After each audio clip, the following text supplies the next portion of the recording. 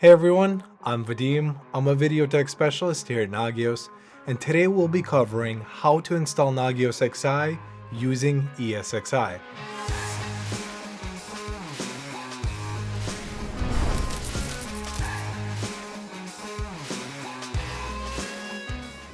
This video will guide you through the process of setting up XI on ESXi or Vsphere. Let's jump right in.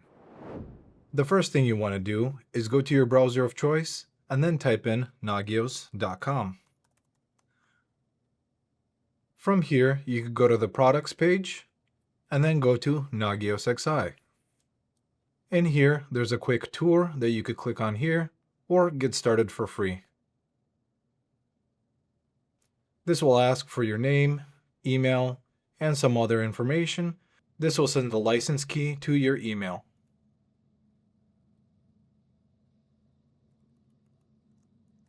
And once you have that submitted, you're brought to a page where you could see virtual machines and Linux. In our example, we're going to go back to virtual machines and then click on ESXi and click the download link. And then we'll save this zip file into our location of choice.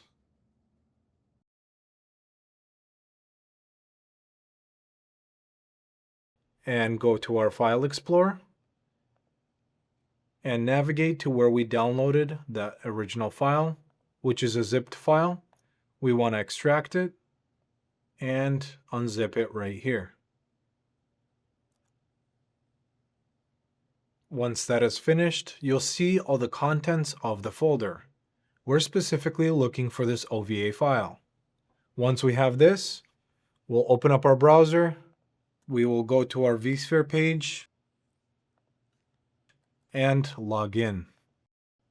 Once we are here, you could either click on Host and Clusters, which will open up all your clusters and data center, or you can navigate to these three bars and go to Inventory. Once you are here, you want to right-click on your cluster, and you want to click Deploy OVF Template.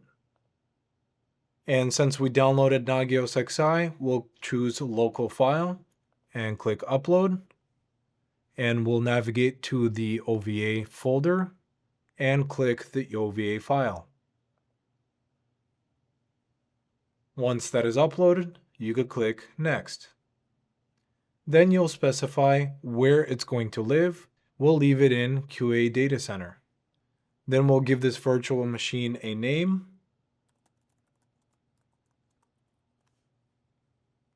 And click Next. Then it'll tell you to select a compute resource. We'll just select the QA cluster and click Next. And in the OVA package, it'll tell you to just review what you have in there and then click Next. Now we'll select a storage medium. I will select a secondary QA5 and click Next. For the network type, we want to leave it as bridged to make sure that it has an IP allocation. Then click Next. And this is the summary page where it shows you all of the settings for this VM. If something doesn't look right here, you could always go back to any of the steps on the left if you wanted to change them. If everything looks good, you could click Finish. And at the bottom, you'll find a status of the VM being built.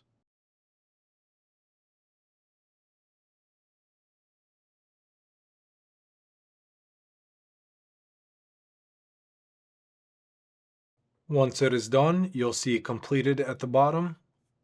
Then you'll open up your QA cluster and look for the VM that we just created, which is Nagios XI VM. Then we want to power it on.